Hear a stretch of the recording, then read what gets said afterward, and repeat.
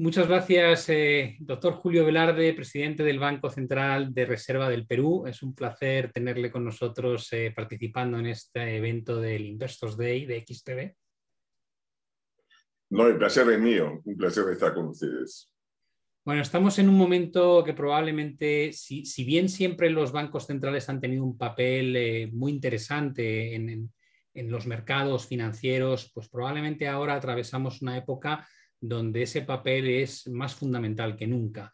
Yo quería enfocar algunas preguntas que van a ir en torno a la política monetaria, pero antes de empezar con ello, sí me gustaría conocer, dada la gravedad del efecto económico que ha provocado la pandemia del COVID durante el año 2020, hemos visto cómo en general ha habido grandes recesiones prácticamente en todo el mundo. Y la pregunta ahora que salimos de esta gran crisis es ¿qué se puede esperar que ocurra con la economía de Perú en lo que queda de 2021 y 2022? ¿Qué pronósticos son los que están manejando ustedes? No, nuestra caída fue muy profunda. Tuvimos uno de los confinamientos más estrictos dentro de los países medianos y grandes, solo compararle a la India Modi. El segundo trimestre caímos 30%, la India cayó 24%. A diferencia de España, pongamos, la norma de confinamiento se dictó el 15 de marzo en el Perú, la de España el 14, y se conocía en Perú la norma de España cuando se dictó el 15 de marzo estas normas. En España se decía que cierra, en Perú se dijo que abre, y esa diferencia que aparece como sutil, a la larga es bien importante. No se permitió ni siquiera el recojo y el delivery de restaurantes, etcétera, etcétera. O sea, la caída fue dramática. Por la recuperación también ha sido muy rápida. Ya en diciembre y en enero hemos alcanzado los niveles del Producto Interno Bruto de prepandemia, de febrero. Incluso si uno ve el cuarto trimestre del año pasado frente a los principales países europeos, el cuarto trimestre comparado con el cuarto trimestre de 2019, caímos solo 1,7. Los países europeos cayeron a tasas mucho mayores. España 9,1, Reino Unido 7,8, incluso Alemania 3,9. Incluso dentro de la región, en diciembre, ya el único país de los 6 más grandes, estoy hablando de América Latina, el único que le había alcanzado el nivel prepandemia, tomando febrero como el nivel prepandemia era Perú, ¿no? Brasil no seguía. En enero ya Perú y Brasil han alcanzado el nivel que tiene en febrero, desestacionalizado obviamente, ¿no? Estamos esperando, la última proyección oficial es 10,7 de crecimiento para este año, después de una caída de 11,1 el año pasado. El sesgo es al alza, tanto por los indicadores que ya vemos en febrero y marzo, en que desde la recaudación del IVA a la venta locales, como importación de bienes de capital, etcétera, son superiores no al 2020, sino al 2019. Y segundo, tenemos los vientos a favor de los commodities. Los commodities, particularmente el cobre, que es nuestro principal producto de exportación, está casi a los mejores niveles que teníamos hace 10 años, cuando crecíamos a tasas cercanas a 8%, para dar una idea, ¿no? Y esperamos recuperar velocidad crucero, ojalá que el próximo año, y está creciendo cerca de 4,5 o 5%. Siempre para terminar, porque el Perú no se conoce tal vez suficiente, en lo que va el siglo, hasta antes de la pandemia, 2001 al 2019, el país que más creció en la región, también de países grandes y medianos, fue Perú con 4,9, que es el doble de lo que crecía América Latina, ¿no? Y una pregunta o algo que me suscita interés, he visto que en su país tienen un control bastante eficiente de lo que llamaríamos la deuda pública respecto al crecimiento económico. Si no me equivoco, estamos hablando de 27, 28% de endeudamiento, cuando en el resto del mundo lo que llevamos observando, especialmente en economías desarrolladas, es una tendencia a endeudamiento, un poco emulando el modelo japonés. Yo siempre digo que entiendo perfectamente cuando los gobiernos abren el grifo para ayudar a de alguna manera ralentizar el proceso negativo de una recesión y poder impulsar el crecimiento económico posterior, pero es que en Europa y en Estados Unidos estamos viendo cómo la tendencia a ese endeudamiento incluso aumenta en años donde hay un crecimiento económico bastante sólido. Y mi pregunta desde ese punto de vista, que ya que ustedes tienen una situación envidiable para lo que vemos aquí en Europa, es qué opina de esta corriente entre los mercados desarrollados a un endeudamiento casi crónico y continuo con independencia del ciclo económico que atraviesan las economías en cada momento. 2 puntos, uno muy breve sobre Perú. Efectivamente, 2019 era menos de 27% la deuda sobre producto, pero subió a 35% en la pandemia. Vale. Ahora, se espera que ese nivel sea algo menor este año, básicamente porque el producto crece a tasa de 2 dígitos, el denominador va a crecer a tasa bastante alta. Oyendo al fondo de su pregunta, creo que hay que diferenciar países. El caso europeo es una cosa que tal vez llame algo más la atención, porque no es la moneda de un país, es la moneda de un conjunto de países. Si no termina de mutualizarse la deuda, es una situación distinta a la de Japón o Estados Unidos. Estados Unidos, sí, la Reserva Federal se considera que en algún momento podría absorber la deuda y por eso la gente está más dispuesta a tomar deuda en la moneda que emite. Pero en el caso europeo, es el Banco Central Europeo el que emite. Y como vimos nosotros en el caso de la crisis griega, siempre podría haber nuevamente temores de que algún país no tuviera respaldo suficiente. Yo creo que lo va a haber. Por lo que digo es que los mercados perciben que el euro para un país específico de la zona es diferente al yen o al dólar norteamericano. Tercero, sí, los niveles de deuda son bastante altos. Lo que ha permitido absorberlo creo que tiene que ver con demografía. Una población vieja que sorprendentemente no cumple del todo con el ciclo vital, en todo caso quienes tienen más recursos.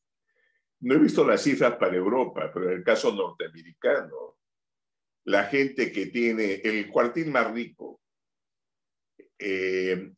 los que tienen 80 años tienen más riqueza que cuando tenían 70, y los que tienen 90 más riqueza que cuando tenían 80.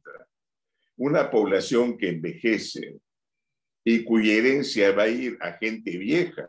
Los herederos de esas personas van a ser gente de 60 y tantos, 70 y tantos.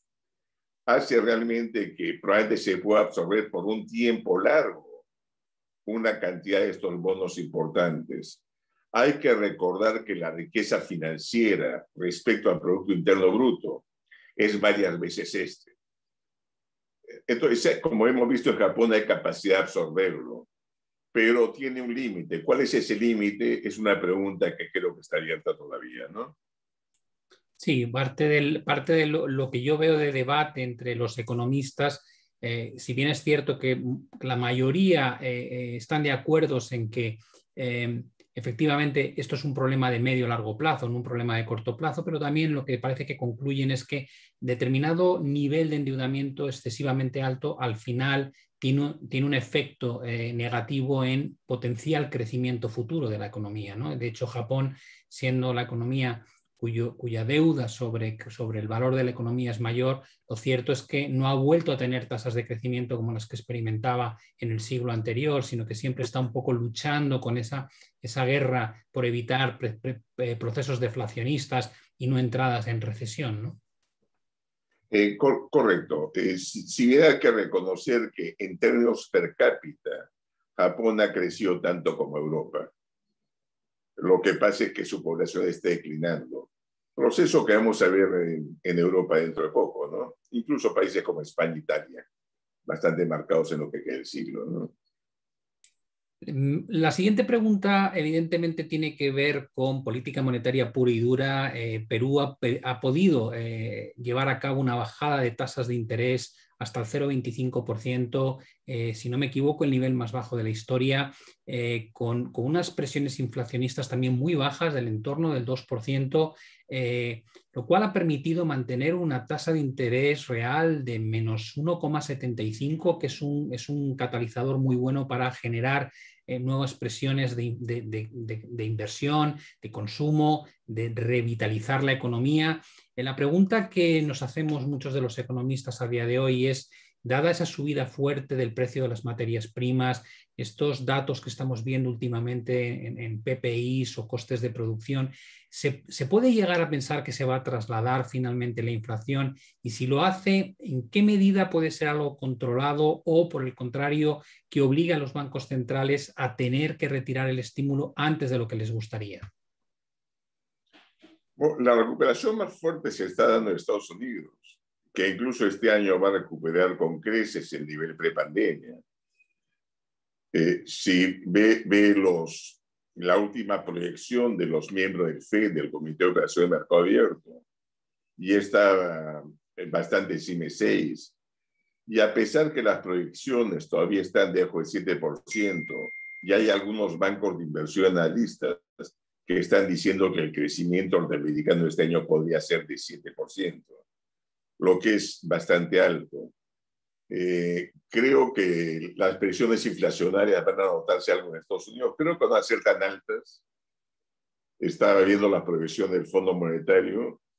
No sé si son, bueno, probablemente ya sean oficiales cuando salgan. Alrededor de 2,3 a 2,4 este año de inflación. Por la vez todavía como un fenómeno temporal. Hay el riesgo, sí, que la inflación comience a subir más tiempo. Y el discurso que dio Powell en Jackson Hole en agosto del año pasado casi está haciendo que los mercados asuman que va a tolerar algo más de inflación por un tiempo. Y eso está traduciendo en el aumento en el rendimiento de los bonos del Tesoro norteamericano que hemos visto recientemente, ¿no? No creo que vayan a dejar que se dispare la inflación propiamente, pero sí hay una tolerancia a una inflación encima del 2% por más tiempo.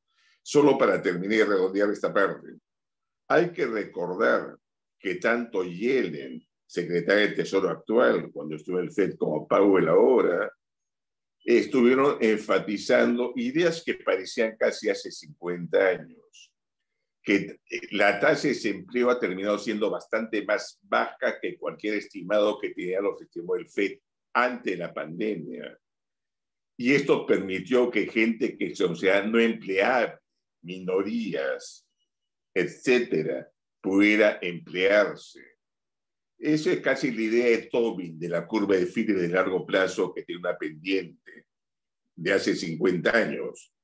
Entonces, creo que va viendo el efecto sobre la sociedad de poder absorber a gente que antes no era empleable si la economía se sigue expandiendo por un tiempo, aunque haya algo de inflación, probablemente demore más en reaccionar. Por la pregunta era sobre Perú.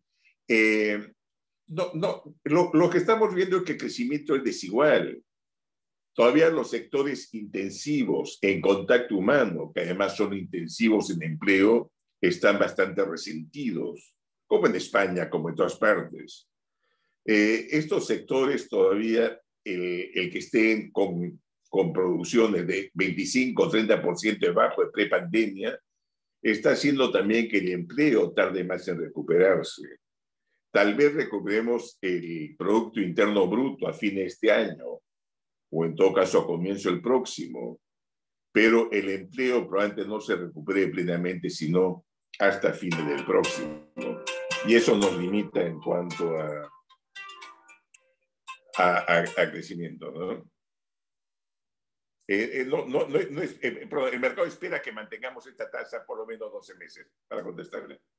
De acuerdo. Y una pregunta también a colación antes de abandonar el tema de la inflación sería referente a hemos visto un incremento muy notable, creo que en Perú y en el resto del mundo, a la tasa de ahorro, ¿no? Aquellos que no han perdido su empleo están ahora mismo disfrutando de un capital ahorrado que en otras ocasiones pues, habría sido poco habitual, ¿no? ¿Puede eso fomentar que la reapertura del ciclo económico cuando acabe la pandemia sorprenda en cuanto a fortaleza, teniendo en cuenta que hay mucho dinero que podría ponerse en funcionamiento a partir de entonces? Sí, es una hipótesis que están compartiendo diferentes gobernadores de diferentes partes del mundo. Hemos visto en Francia, Alemania, Estados Unidos mismo, las tasas de ahorro privados sobre productos enormes. En el caso peruano, estamos en tercer y cuarto trimestre, estamos llegando a las tasas más altas de los últimos 30 años. El ahorro privado sobre el producto, el cuarto trimestre del año pasado superó el 30%, tradicionalmente era el 19%. Es capacidad de gasto que en algún momento va a volcarse al consumo y va a dinamizar la economía.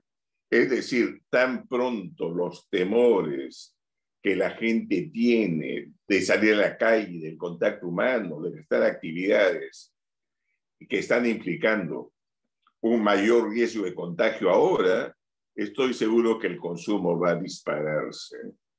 Y eso va a tener un efecto dinamizador bastante importante. Es difícil todavía decirlo, pero creo que va a ser bastante importante. Es decir, para ver el caso norteamericano, pongamos, además el paquete fiscal, que no había ningún paquete fiscal importante, excepto el inicial de Obama en la crisis de 2008-2009, el paquete fiscal más importante y casi desde los 30 en Estados Unidos, va a unirse a eso una expansión de gasto privado una vez que estos ahorros comiencen a ir al consumo. Entonces, sí, las perspectivas de recuperación todavía son más positivas de lo que parece indicar simplemente la política fiscal, ¿no? Y lo mismo está pasando no solo en Perú, en diferentes países, pero en Perú le digo, hemos pasado un promedio de 19% a más de 30% en cuanto a ahorro privado sobre el producto, ¿no? La última pregunta que me gustaría hacer es referente al tipo de cambio. El sol peruano, al igual que otras muchas divisas emergentes, se han ido depreciando, ¿no? Sobre todo a raíz de la crisis. Creo recordar que estamos en niveles no muy lejanos a los máximos históricos de 2001 y 2002. Evidentemente, las tasas de interés tan bajas que han podido mantener, han podido influenciar. Mi pregunta es relativa a si hay una vuelta al crecimiento, una normalización del nivel de tipos de interés, ¿qué se puede esperar que ocurra con el tipo de cambio? ¿Se podría fortalecer nuevamente el sol o qué previsiones pueden manejar? No le puedo decir lo que prevé el mercado. El mercado está esperando apreciación del sol al fin de este año y el próximo. Tanto por ingreso de capitales como por este boom de commodities que estamos viendo. La balanza comercial el año pasado fue la más alta históricamente y para este año y el próximo estamos esperando que sea más del doble que la que tuvimos el año pasado. 2 veces, vamos a tener un superávit comercial de 15,000 millones este año y algo más el próximo.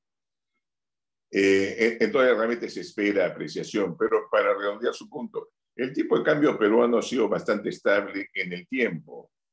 El tipo de cambio actualmente está 2% por encima del 2000. Es cierto que en los últimos meses se ha apreciado cerca de 10. Este tipo de cambio flotante es de 90. Pero tiene fluctuaciones, pero si usted lo ve con otros países de América Latina, es sorprendentemente estable, ¿no? Bueno, pues doctor Julio Velarde, ha sido un verdadero placer tenerle con nosotros y poder compartir un poco su visión del mercado, tanto relativo a Perú como a nivel global. Muchas gracias por participar en el Investors Day de XTB. El placer ha sido mío, que le vaya muy bien a todos. Muchas gracias.